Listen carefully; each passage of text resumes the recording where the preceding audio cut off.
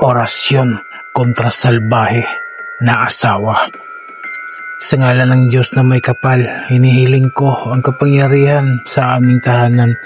Hipuin mo ang puso ng aking asawa upang maging mahinahon at maunawain. Alisin mo ang galit, yabang at matigas na diwa sa aming pagitan.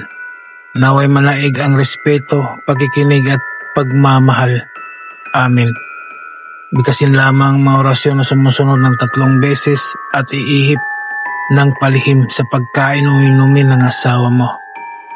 Sa Torah Repo Tinito Perarotas, Tronis Molbrom, Dios Espiritu, Tronis Molbrom, Dios Espiritu, Tronis Molbrom, Dios Espiritu.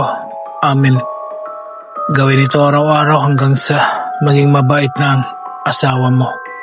Maraming salamat sa mga tao na naniniwala at tumangkilik sa mga binahagi kong kaalaman.